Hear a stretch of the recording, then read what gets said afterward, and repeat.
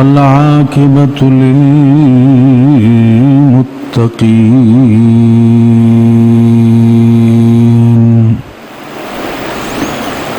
الصلاة والسلام على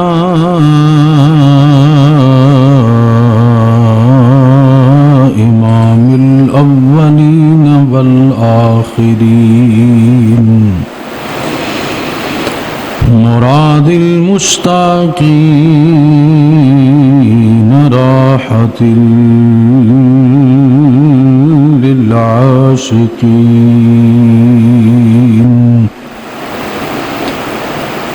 وعلى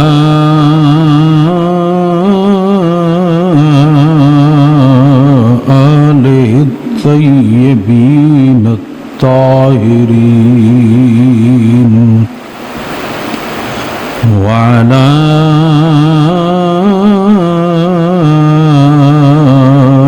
أصحابه الهادين،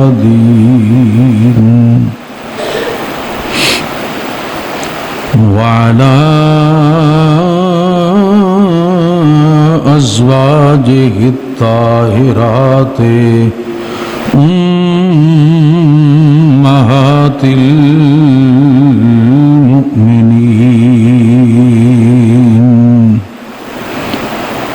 وعلى أولياء أمته وعلماء ملته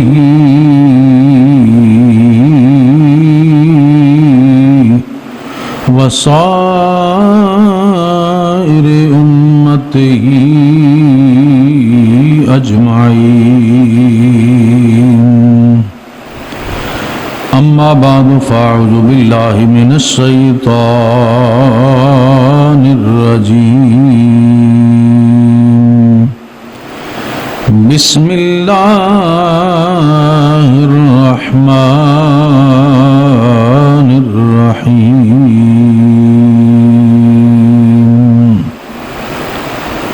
فصل لربك وانحر.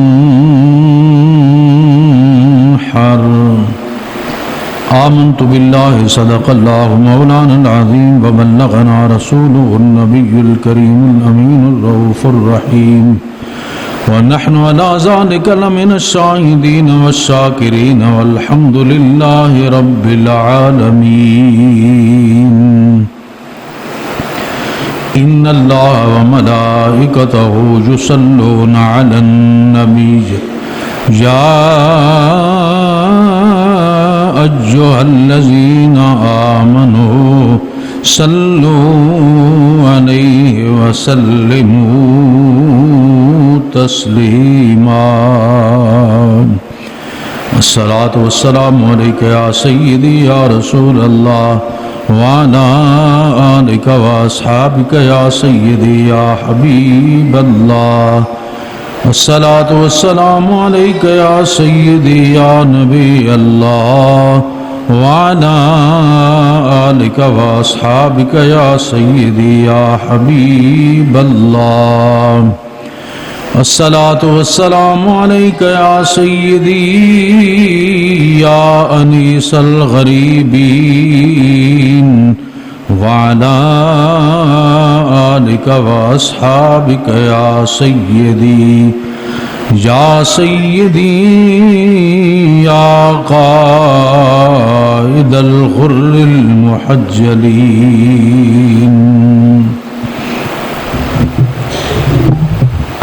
بے حد حمد و ثنا رب لم جزل کے لیے، جس نے ہمیں انسان بنا کر اپنے حبیب کریم صلی اللہ تعالیٰ علیہ وسلم کی امت میں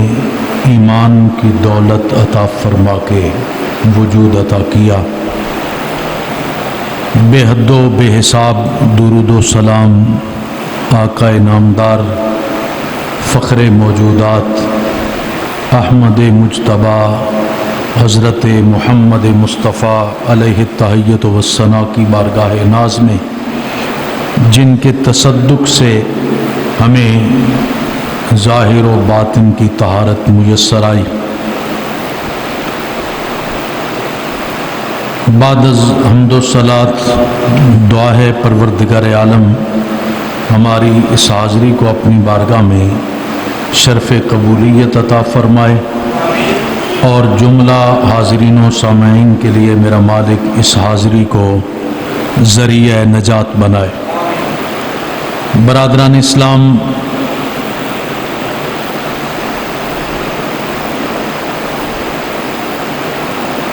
کافی عرصے سے یہ ایک سلسلہ جاری تو ہے، مگر وقت کے گزرنے کے ساتھ ساتھ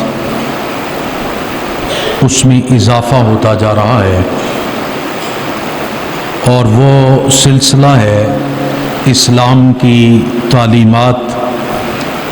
اسلام کے عقائد اور اسلام کی حقانیت کے حوالے سے شکوک و شبہات پیدا کرنے کا۔ جو غیر مسلم ہیں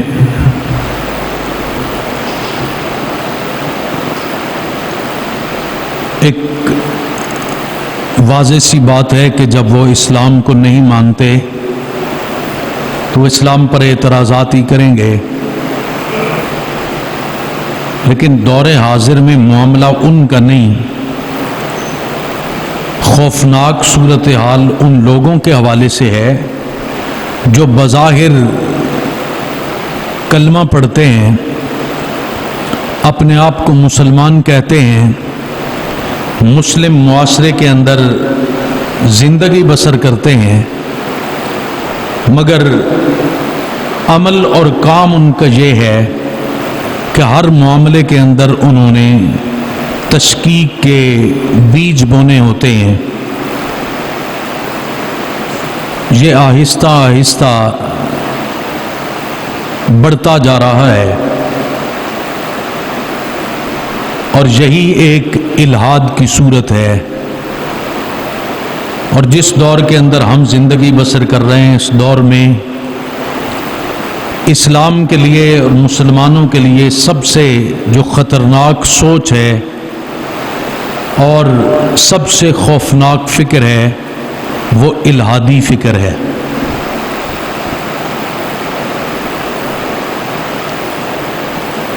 اسلامی عبادات کے اندر چونکہ اب قربانی کا موسم ہے تو قربانی کو ایک بہت بڑی اہمیت حاصل ہے، اور جب بھی یہ موسم آتا ہے کچھ لوگ جان بوجھ کر اس کو ملمہ سازی کر کے لوگوں کے سامنے کچھ ایسے افکار پیش کرنے کی کوشش کرتے ہیں کہ جس سے خالی و ذہن بندہ جو قرآن و سنت کی تعلیمات کو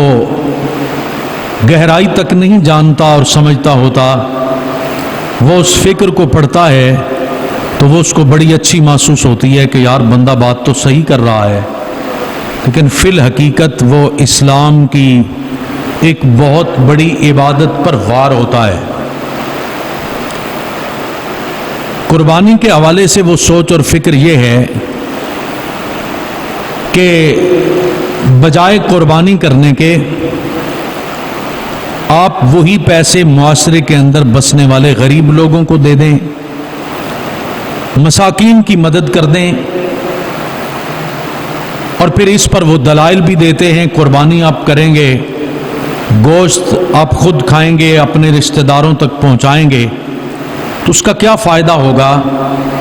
اس کی بجائے اگر وہ پیسے آپ کسی غریب کو دیں گے تو غریب کے معاملات بہت اچھے ہو جائیں گے۔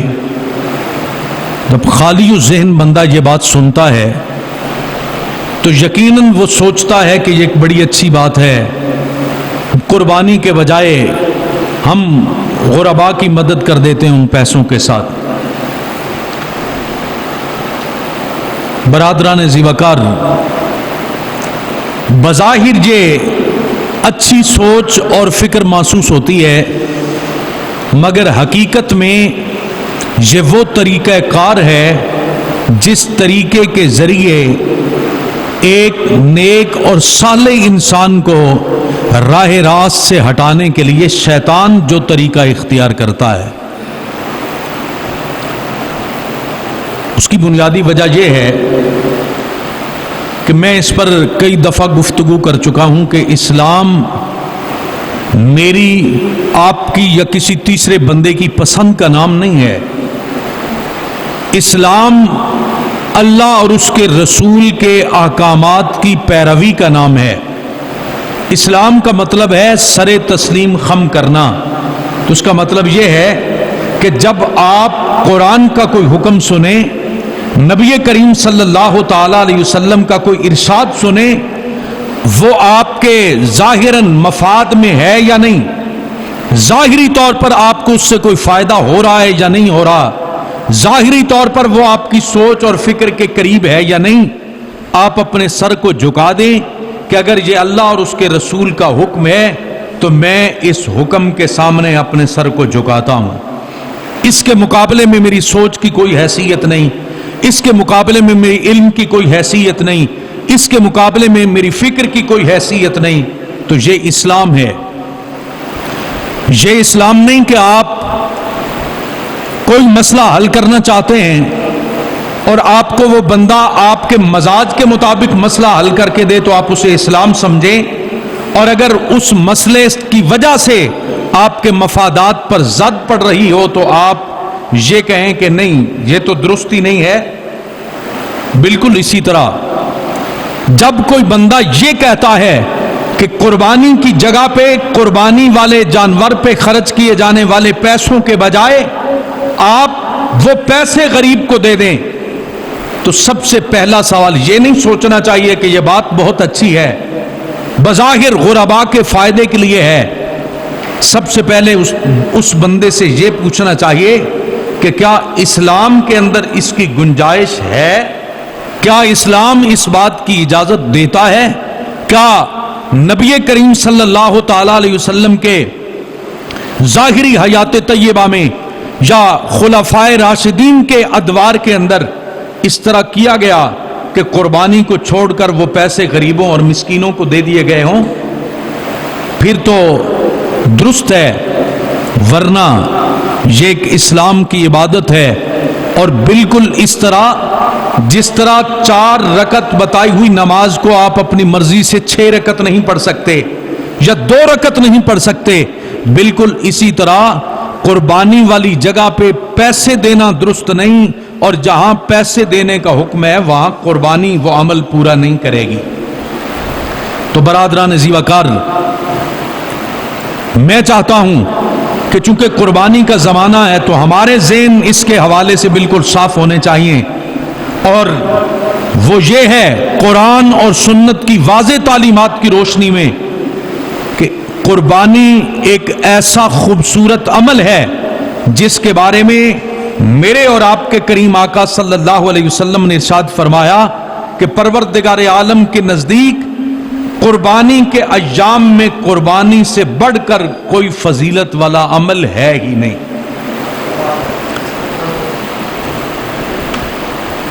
اور نبی کریم صلی اللہ تعالی علیہ وسلم کو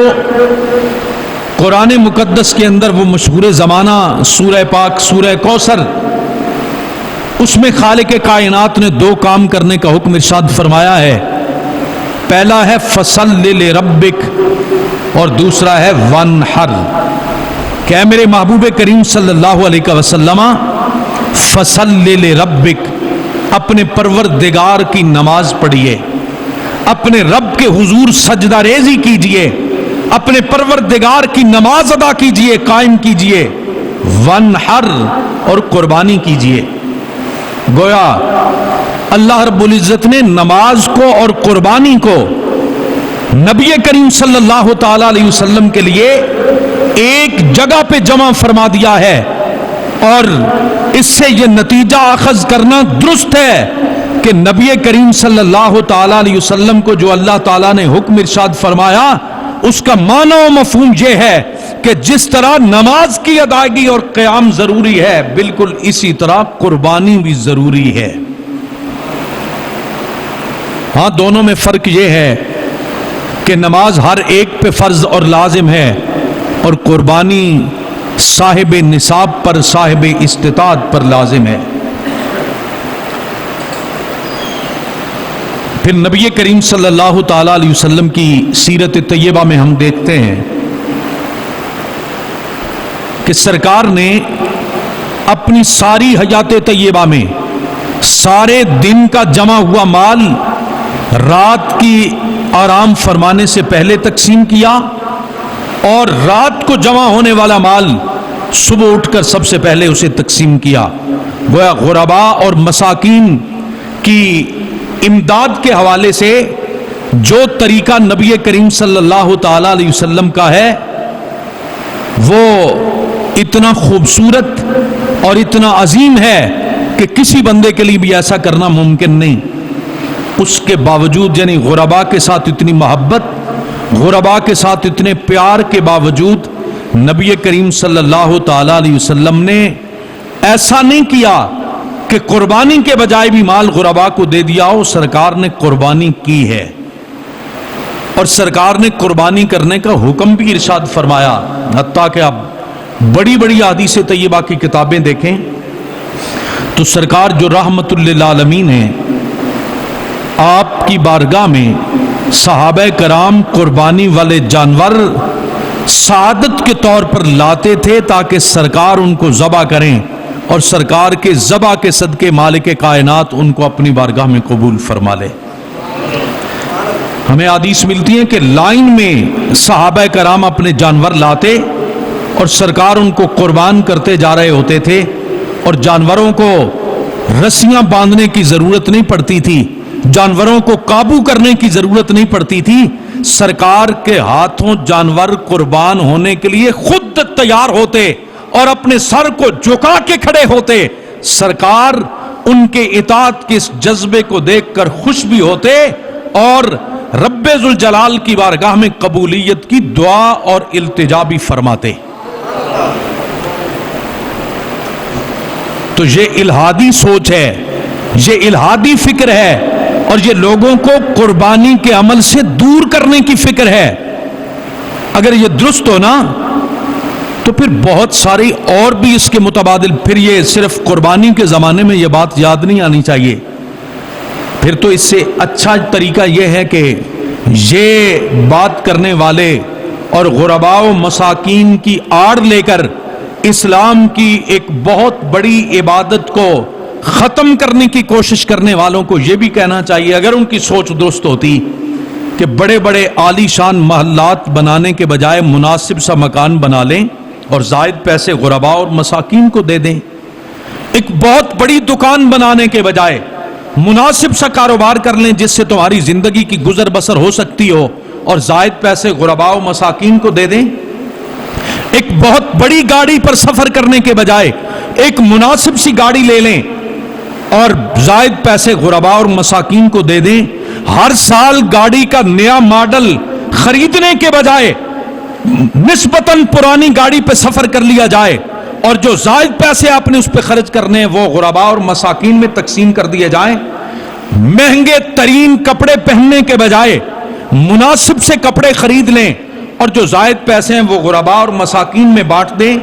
مہنگی جوتیاں خریدنے کے بجائے مناسب سے جوتے خرید کر زائد پیسے غرباء اور مساکین کے درمیان تقسیم کر دیں۔ لیکن میں پورے دعوے سے کہتا ہوں کہ قربانی پر انگلیاں اٹھانے والا کوئی ایک بندہ بھی ان کاموں میں سے کسی کام کی طرف آپ کی توجہ مبذول نہیں کروائے گا۔ اس کا معنی یہ ہے کہ انہیں غرباء و مساکین کی ہمدردی نہیں ہوتی، ان کو غرباء کے ساتھ پیار نہیں ہوتا، بلکہ انہیں مسئلہ اسلام کی تعلیمات کے ساتھ ہے۔ فی الحقیقت وہ اسلام کی تعلیمات کے اندر شکوک و شبہات پیدا کرنے کی کوشش کرتے ہیں، وہ اسلام کے نظام کو ٹھیس پہنچانے کی کوشش کرتے ہیں۔ ایک بندہ مومن کا وتیرہ یہ ہے کہ اگر خالق کائنات نے کسی مقام پر جھکنے کا حکم دیا ہے تو وہ بغیر اپنی عقل کو استعمال کیے، بغیر کوئی لمبی چوڑی سوچ و بچار کیے وہ اپنے سر کو سجدے میں رکھ دیتا ہے۔ اگر خالق کائنات نے قیام کرنے کا حکم ارشاد فرمایا ہے تو وہ یہ نہیں کہتا کہ مجھے سجدے کے اندر زیادہ سکون محسوس ہوتا ہے لہذا میں سجدے میں رہوں گا،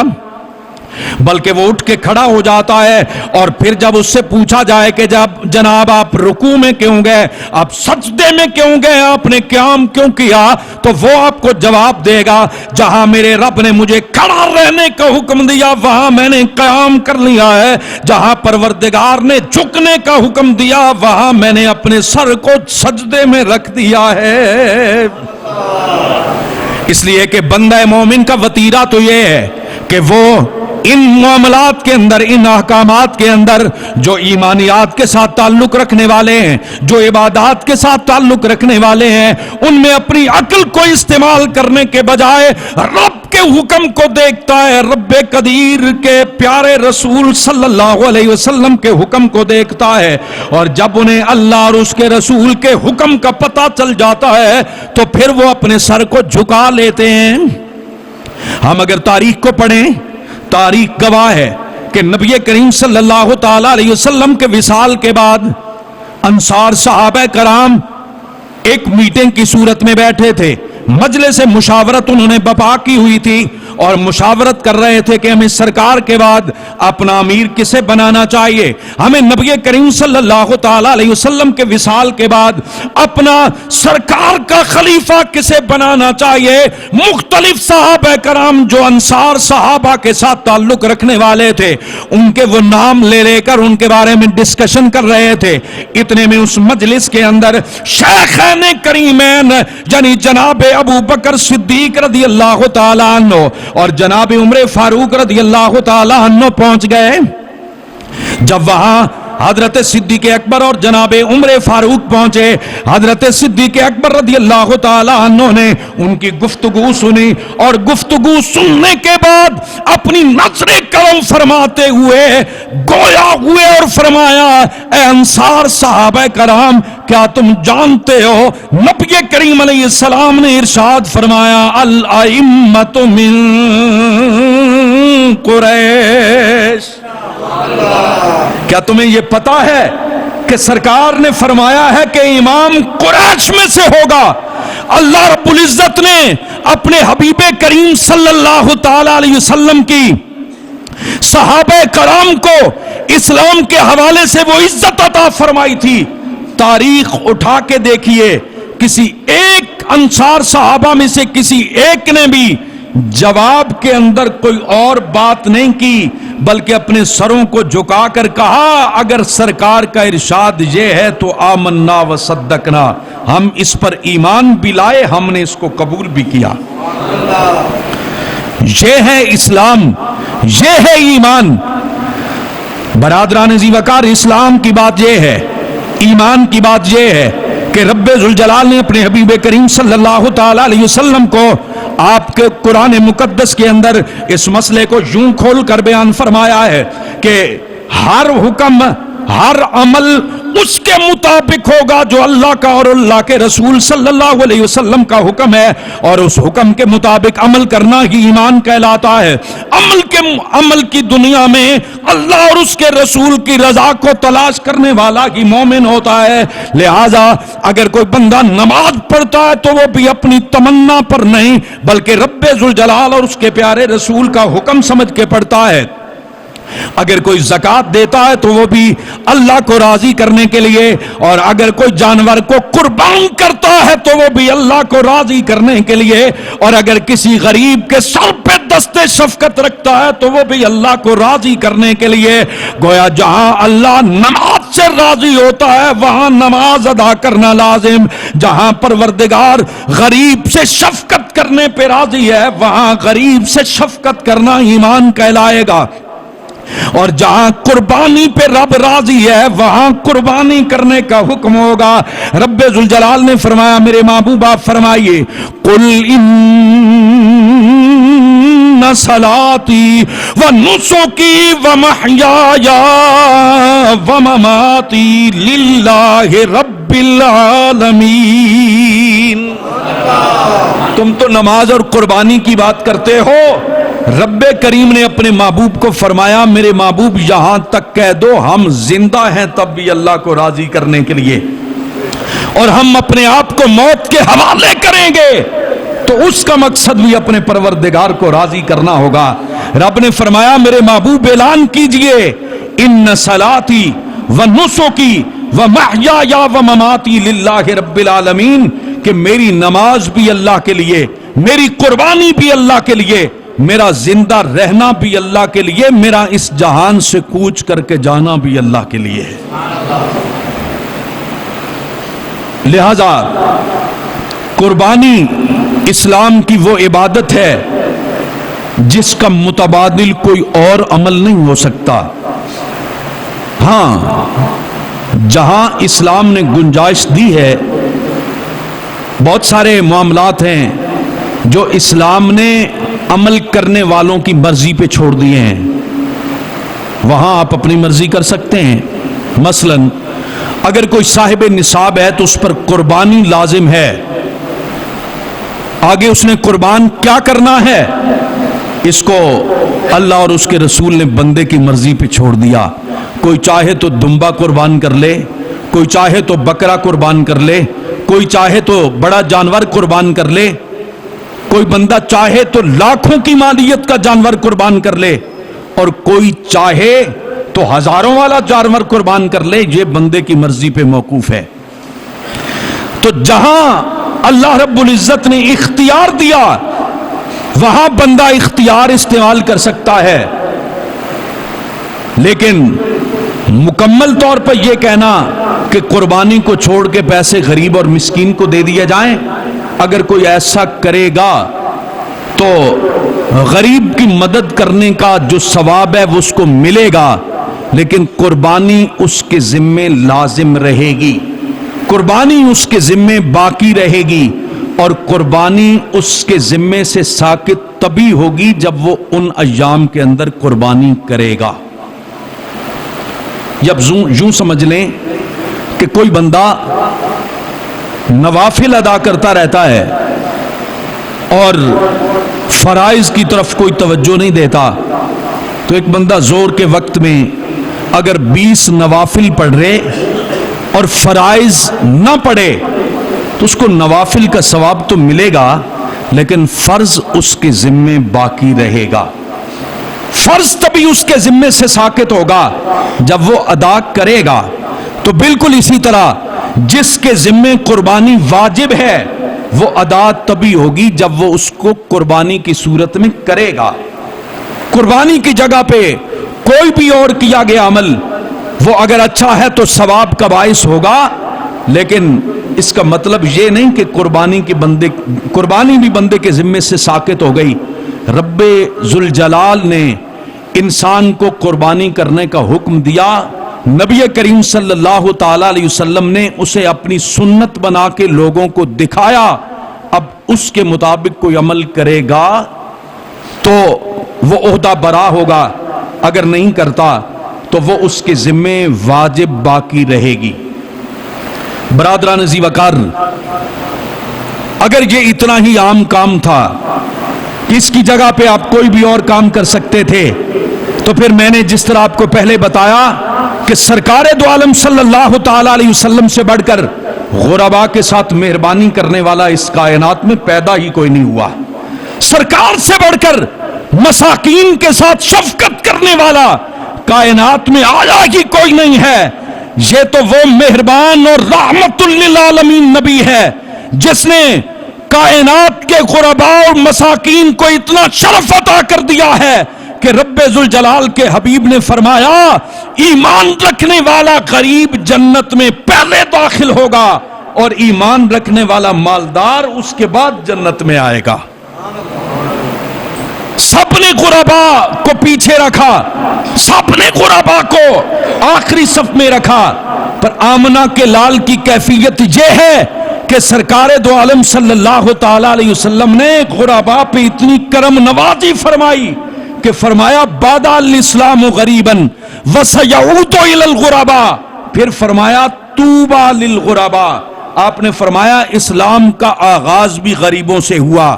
اسلام کے اختتام میں بھی یہ پھر غربا کی طرف لوٹ جائے گا، اور پھر فرمایا طُوبَى لِلْغُرَبَاء، خوشخبری ہے غریبوں کے لیے۔ اور برادران ذی وقار، یہ قربانی کا عمل اتنی اہمیت کا حامل عمل ہے کہ نبی کریم صلی اللہ تعالی علیہ وسلم نے 2 قربانیاں فرمائیں۔ یا رسول اللہ صلی اللہ علیہ وسلم، 2 قربانیوں کا مقصد کیا ہے؟ سرکار نے فرمایا ایک قربانی میرے اپنے لیے ہے اور دوسری قربانی میری امت کے ان غریبوں اور فقیروں کے لیے ہے جو مال سے محروم ہے، جو صاحب نصاب اور صاحب استطاعت نہیں ہے۔ جب حشر کا میدان ہوگا، مالدار لوگ اپنی قربانیوں کے جانوروں پہ سوار ہو کے جنت میں جائیں گے، غرباء و مساکین جو دنیا میں قربانی نہیں کر سکتے، جو صاحب نصاب نہیں، صاحب استطاعت نہیں، سرکار نے فرمایا حشر کا دن ہوگا وہ میری ان قربان کردہ جانوروں پہ سوار ہو کے رب ذوالجلال کی جنت میں جائیں گے۔ مجھے ایک مسئلہ سمجھ نہیں آتا تھا کہ امراء اور غرباء کے حوالے سے جو سرکار نے فرمایا غریب جنت میں پہلے جائے گا، امیر جنت میں بعد میں جائے گا، اس کے مقابلے میں بہت ساری ایسی احادیث بھی موجود ہیں، قرآن کی آیات بھی موجود ہیں ان خوش بخت لوگوں کے لیے جن کو رب ذوالجلال نے دنیا میں مال عطا کیا ہے، رزق حلال فراخ دیا ہے، اور پھر وہ اللہ کے راستے میں خرچ کرتے ہیں تو ان کی بہت زیادہ فضیلت بیان ہوئی۔ مثلا سرکار نے حضرت سیدنا عثمان غنی کے بارے میں فرمایا اس طرح عثمان والجنت مرتین، عثمان تو وہ عظیم آدمی ہے جس نے اپنے مال کے ساتھ جنت کو 2 مرتبہ خریدا ہے، اس کے باوجود امیر بعد میں کیوں جائیں گے، غریب پہلے کیوں جائیں گے؟ تو اس حدیث طیبہ کو دیکھ کر اس کو سمجھنے کے بعد یہ عقدہ حل ہوا کہ امیر اپنی سواری پہ سوار ہو کے جائے گا، غریب آمنہ کے لال کی سواری پہ جائے گا، اور ادب کا تقاضا یہ ہے کہ آمنہ کے لال کی سواری آگے ہوگی، جتنا بھی بڑا خشوع و خضوع رکھنے والا ایماندار ہوگا اس کی سواری بعد میں ہوگی۔ اے غریب، تیرے لیے خوشخبری ہے کہ تو جنت کے اندر اپنی سواری سے محروم ہونے کے باوجود آمنہ کے لال کی سواری پہ سوار ہو کے جائے گا۔ اس لیے قربانی کا کوئی اور بدل نہیں ہے، قربانی وہ عمل ہے جس کے بارے میں سرکار نے فرمایا ایام قربانی کے اندر کیے جانے والے اعمال میں بندہ مومن کا سب سے مقبول عمل،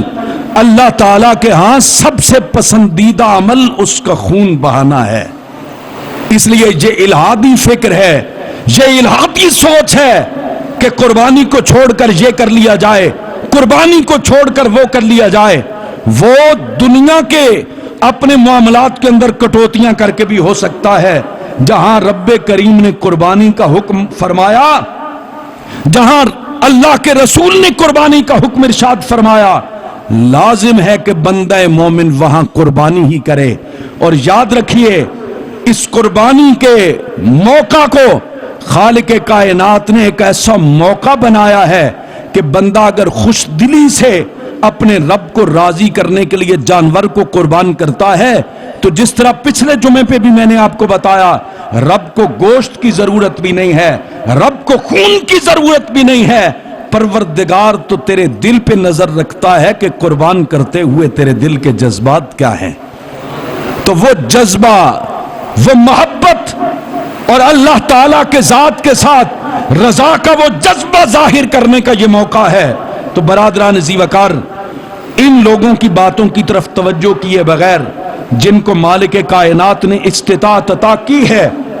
جو صاحب نصاب ہیں، وہ اللہ تعالیٰ کے حضور قربانیاں پیش کریں۔ اور ہمارا تو ایمان یہ ہے کہ مالک کائنات ان قربانیوں کے صدقے بہت ساری مشکلات کو امت مسلمہ سے ہٹا دیتا ہے۔ دعا ہے پروردگار عالم ہمیں اپنے احکام اور اپنے محبوب کریم صلی اللہ تعالی علیہ وسلم کے احکام کو سمجھنے اور پھر ان پر عمل پیرا ہونے کی توفیق عطا فرمائے. آمین بجاہ طٰہٰ و یاسین. وآخر دعوانا ان الحمد للہ رب العالمین.